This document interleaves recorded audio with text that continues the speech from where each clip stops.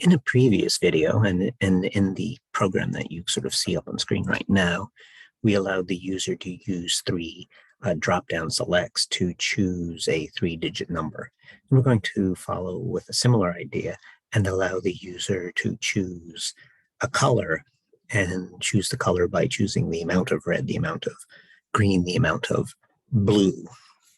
So I am in a Visual Studio Code. I have it open to a folder, so I'm exploring that folder.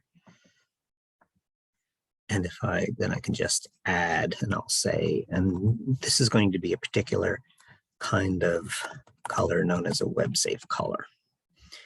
.html. I'm going to shift exclamation point and do the Emmet abbreviation. And I'm going to make a web. It's called a web safe color. This is a very old idea when the internet sort of started, or when the web started, I guess I should say. And one was displaying some color on a computer. Then these particular set of colors, known as the web safe colors, were the ones that you could sort of trust would be displayed the same by different browsers.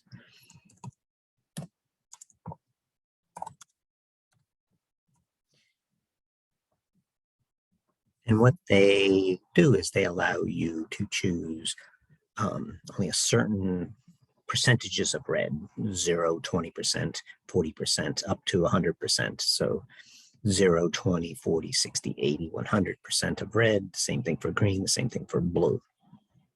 And so we will do that using drop-down selects. So we allow them to choose the amount of red, blue, and green and blue, and then we will display the results. So I'm going to make a division, just a spot on the page.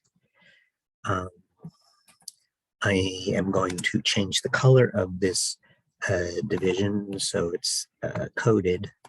So I need to give it an ID. So I'll call it div color. I always like to give it a prefix to let me know what kind of element it is. And then I want to give it some style. We haven't been doing much style, but I want to change its color, which is part of its style.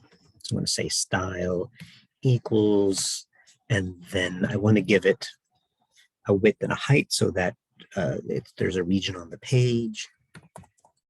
I'm going to give it a width of, I don't know, I'll say 100 pixels, and a height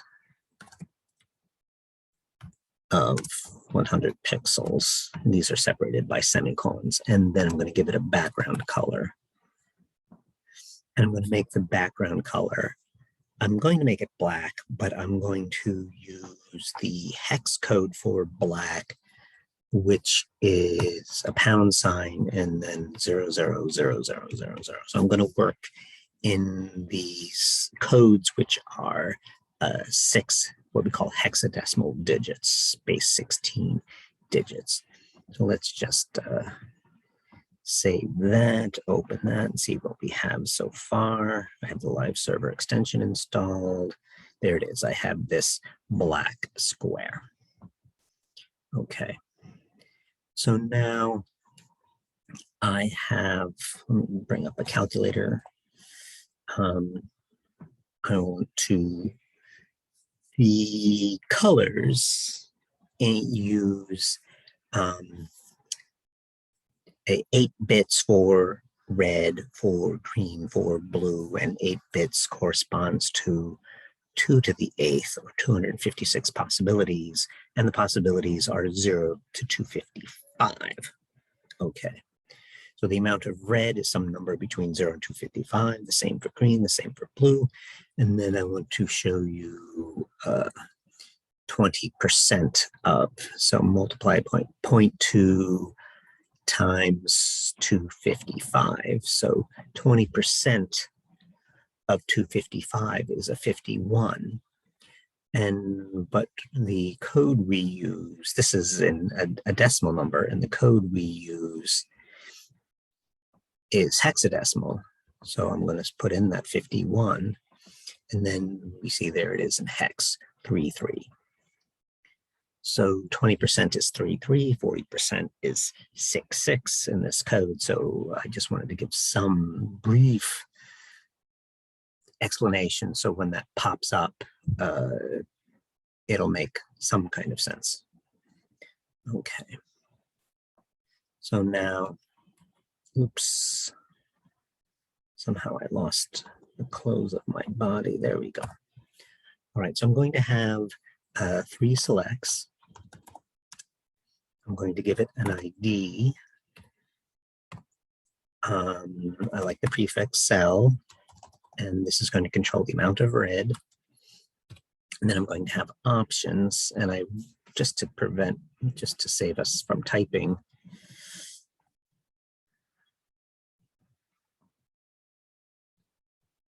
too much, I am Control-C, Control-V. I wrote these out ahead of time.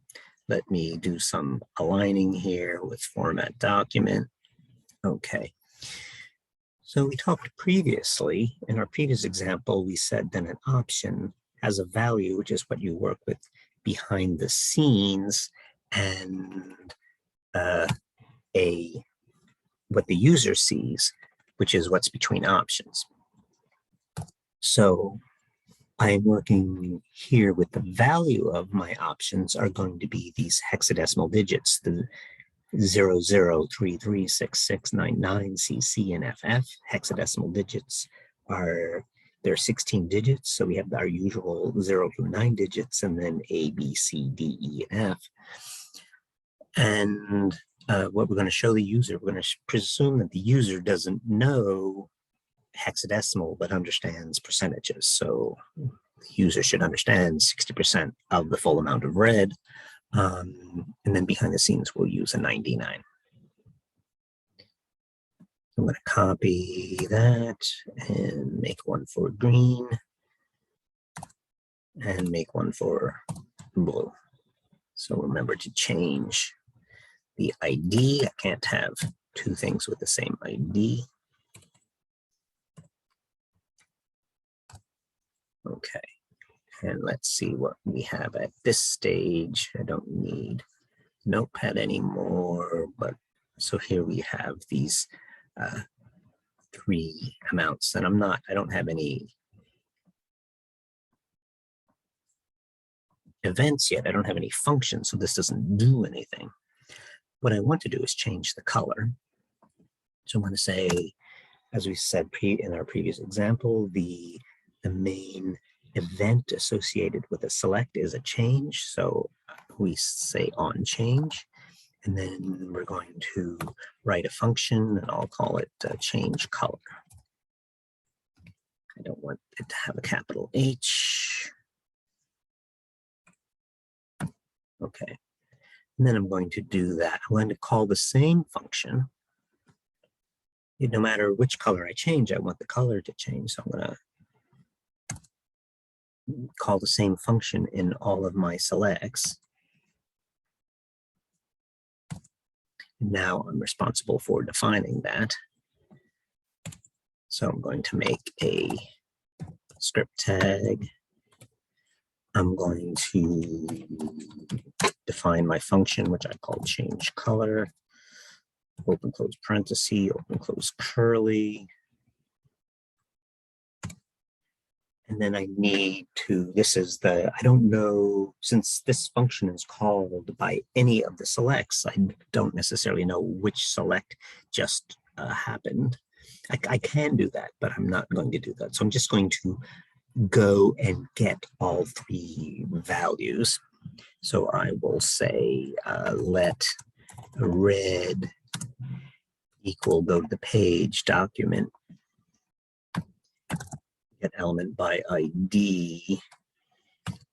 Cell red was the ID, and I'm grabbing its value.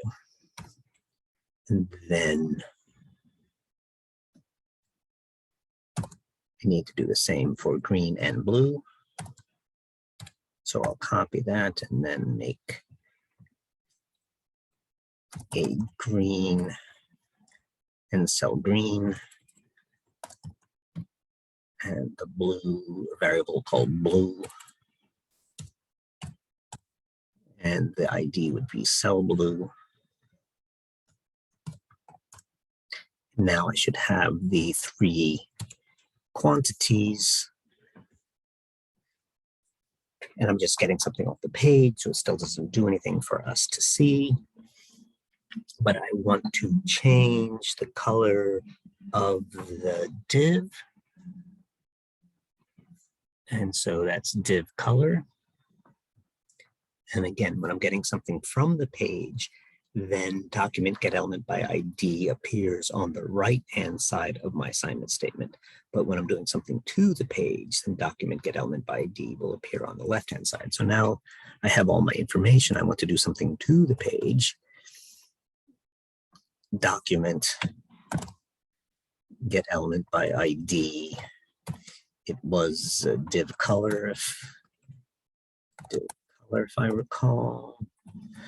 And what do I want to change? I want to change its background color, which is part of its style. So I'm going to say style dot background color, and then I want it to be, there's going to be what I'll call a pound sign or a hashtag, and then the red, the green, and the blue expressed in hexadecimal, which is what we made these values. So I need pound sign, and then the red, and the green, and the blue. And that, I hope, will do it. Let's see. So here, if I up the amount of red, right now we're black, but now we are a darkish red. If we go all the way to 100, then we have a full-on red. Now we're back to a dark red. Let's add in some green. If we have the same amount of red and green, I think that's a yellow. Well, it's sort of greenish, I don't know. That should be a gray. It was. Let's go full on red and full on. So there's the full on red, the full on green is yellow. But when I had less of them, it was yellowish green, but okay. So I think that's it. There's not, usually I worry about, well, what if something's wrong? But that's the nice thing about the idea of the drop-down select is you have so much controlled the what the user can do that there's no problems can arise. But what I do want to show you is this idea of the web safe color is like very, very, very old in terms of web. This was like beginning of web, as I said. There's a newer input directly for color. So let me make another div. Let me copy this guy.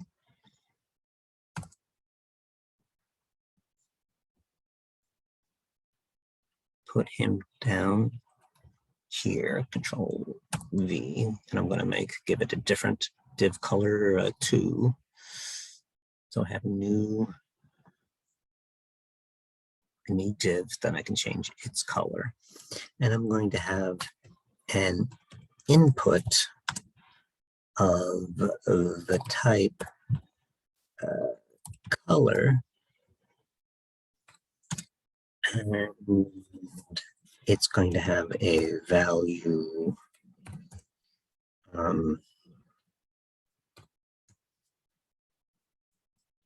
I don't know. Let's see if let's try the value.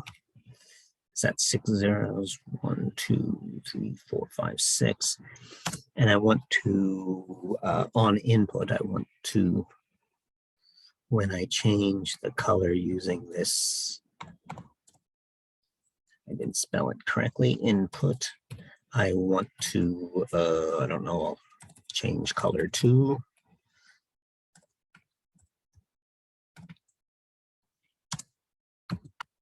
and inputs are what I call singletons, so they don't have an open and a close. And so I like to put a little slash at the end to remind me that it is a self closer, if you will. Now I'm responsible for defining change color to.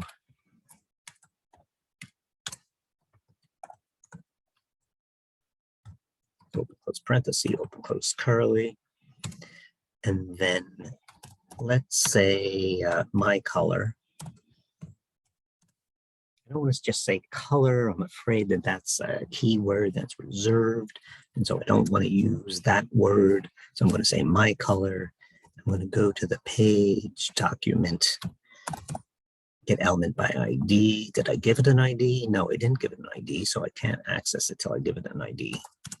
There is a way to access it without giving it an ID, but I like IDs.